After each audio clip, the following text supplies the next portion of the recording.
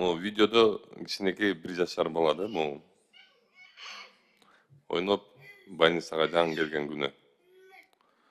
Бул бала азыр биз менен жок. Меники Министерство здравоохранения өзү алым кадыр бешена ишкен эмес меники. Сизге дагы эмес. Недер Адышевич. Меники негизинен эле уже кайрылуумуш өзү врачтарга, реаниматологторго, негизи эле врач жаатындагыларга болду да. Эмне мынча адамгерчиликтүү эмес болуп калдыңар? Эмне болду силер менен?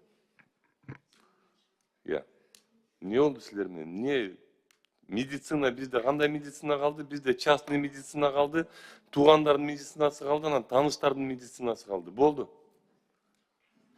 Башка эчтеке жок. Эмне болду силерге? Силер мындай клятва Гиппократа ушул нерсенин баарын унуттуңар. Мен түшүнүп атам.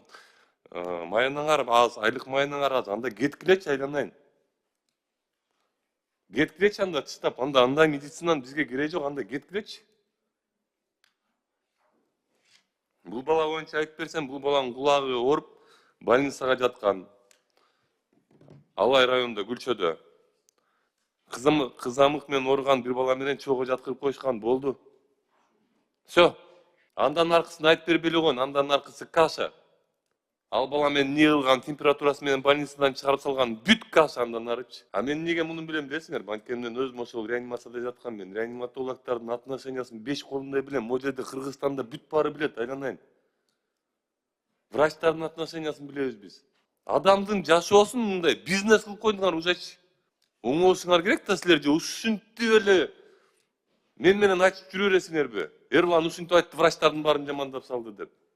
Что вы делаете вообще? Эмне кылып атасыңар?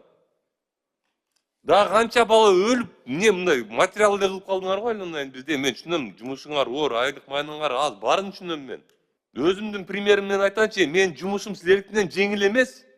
4 жыл 1 айлык майын албай, 4 жыл журналист болуп иштегем, эчтеке болбой, патриоттук сезим менен Кыргызстан өнүксүн, келечек өнүксүн деп. Ошо силердин эле балдарыңарды ойлоп. Эмне болуп атасыңар? Канча болот ушул? Канча мы сколько с этим будем бороться? Сколько это будет продолжаться? Канча бала өлүш керек силерге? Мындан ары анда өлгөн балдардын сүрөттөрүн бир жерге чыгарып алганда силер көрүп турганда, илели бирден врачебный ошибка менен өлгөндөрдү. Жан талашып жаап жашырасыңар аз, билем го мен силерди, айланайын. Жан талашып жаап жашырып, ата-энесине барып турсуңар бул баланын. Эми Кыргызстанда эле жашайбыз го, эми ушул сөздөрдү эмнеге ушул жерде сүйлөшүшүбүз керек? Жанагы ооруп жаткан мамасы, жана кызыл денесине жана точкалар чыкканда ооруп жаткан баланын кызамык болуп аткан баланын мамасы айтыптыр, биздики көрө окшойт, бизден бөлүп койгулачы буларды деп айтыптыр. Бизде акча бермейинче, таанышың болбосо же болбосо частный клиника бармайынча калганыңар кыймылдаңар келбей калды.